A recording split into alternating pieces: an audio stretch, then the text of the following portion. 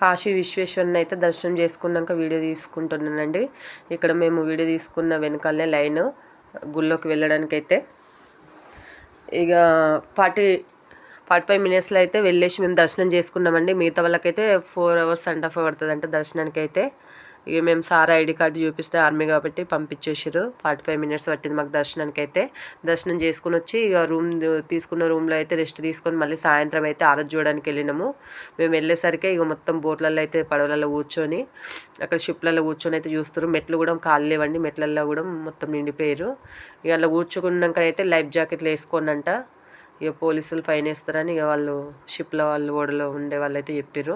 ఆ కూర్చోవడానికి మేము వెళ్ళినందుకు కూడా కూర్చోవడానికి 100 రూపీస్ అండి ఒక్క క్యాండిడేట్కి వచ్చేసి. ఇక మిగతా వాళ్ళు అయితే ఆ షిప్పులల్లో పడవలల్లో ఆ ఘాట్లను దింపుకొని వస్తారు కాబట్టి అప్పుడే డబ్బులు ఇచ్చేసారు కాబట్టి అట్లా కూర్చొని చూస్తారు.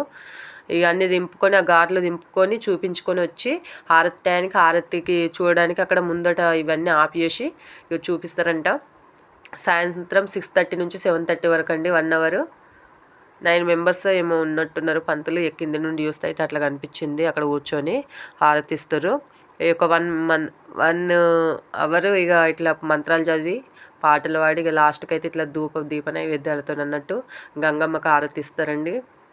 చాలా రష్ ఉన్నారు. ఇంకా ఇంతకన్నా ఎక్కువ రష్ ఉంటారంటే ఈ దుర్గా పూజలు ఏవట్టి కొంచెం తక్కువ ఉన్నారని అన్నారు. ఇక మాకైతే దసరా రోజు అక్కడనే జరిగిందండి. ఇక హారతి పూజనైతే అక్కడనే ఇక దేవుని దర్శనం చేసుకున్నట్టు అయింది. ఇక సాయంత్రం ఇట్లా హారతి పూజ చూసుకున్నాక మళ్ళీ మార్నింగ్ అయితే రిటర్న్ వెళ్ళిపోదామని అనుకున్నామండి.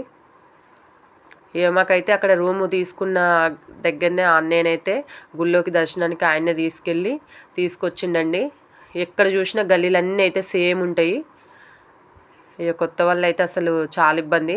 చదువుకున్న పిల్లలు అయితే ఫోన్లో గూగుల్ మ్యాప్ పెట్టుకొని గుడి దగ్గర దాకా అయితే వెళ్ళొచ్చు.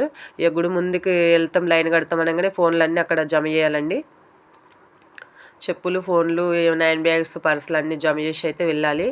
ఏం అలౌట్ లేవు స్మార్ట్ వాచ్లు కూడా. ఇక మళ్ళీ ఎవరైతే తీసుకెళ్ళిరో ఆ అన్నయ్యనే తీసుకొని వచ్చి మాకైతే అక్కడ వదిలిపెట్టడం జరిగింది.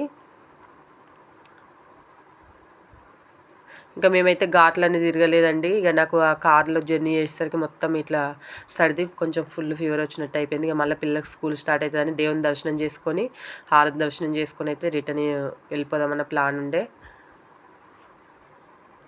ఇక సాయంత్రం టైంలోనైతే చాలా రష్ అండి హారతి చూడడానికైతే. చాలామంది అందరూ అయితే వీడియోస్ తీసుకుంటారు. కానీ చాలా బాగా అనిపించిందండి. ఇంకా శివాల ఘాటిక దగ్గరికి అక్కడికైతే 2 ఉంటాయంట. ఆ ఘాట్ల దగ్గరికి వెళ్దాం అనుకున్నాము. కానీ ఇక నాకు ఫీవర్ రావడం, కొంచెం సర్ది, లాంగ్ జర్నీ కాబట్టి ఇట్లా అయిపోయింది. జల్దీ వచ్చేద్దామన్న ప్లాన్ ఉండే. ఇక పిల్లల స్కూల్ స్టార్ట్ అవుతుందని అక్కడ అయోధ్య కూడా చూసుకుందాం అనుకున్నాం కానీ ఇక వీలు కాలేదండి.